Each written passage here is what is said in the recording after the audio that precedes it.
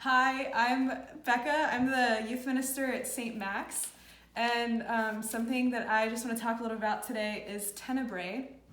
And if you're like me, you looked at the word tenebrae and thought, what does that mean? And then Googled it, and I had to look up some things. So it was really cool to actually learn about today.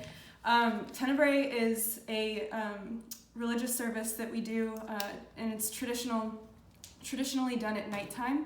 Originally, it was done around 9 or 10 p.m., and you use this thing. It's like a candelabra. It's called a tenebrae hearse, and I didn't have a picture of it, so I just drew one here. Can they see that?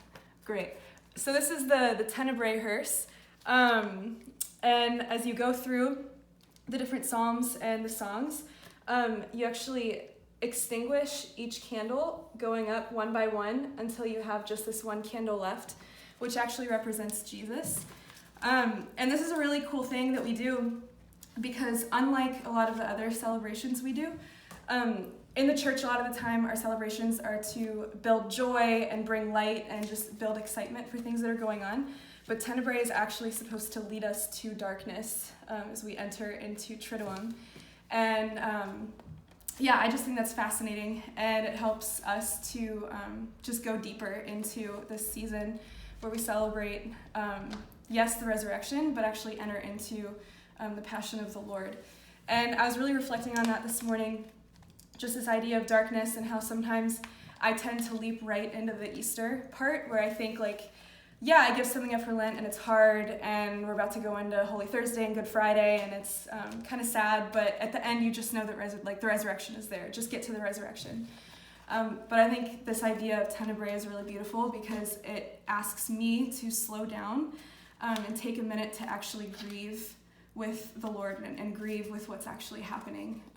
So during this season, during this period of time where our Easter is looking a little bit different than it ever has before, and entering into the Triduum is going to look a little bit different than it has before just due to the restrictions that we have and not being able to have masses and things like that. I know that something I would really like to do is enter into it with that spirit of grieving, but knowing that the Lord has great things for us in it, knowing that He still is that candle that's right on top, that's providing light. And I just want to invite all of you guys to do the same. And just to kind of do a little example, here, I'll take that. You know, sometimes when it comes to light, we take it for granted. The sun rises, you just flip the light switch on. But you never really know how important light is until you don't have it. And actually, light shines brighter when it's in the darkness. If you notice here, ow. You notice the light more when it's really, really dark. And so during this time, the darkness is not a bad thing. It's actually a really beautiful thing because it's going to help us recognize the light of Christ and be the light of Christ more.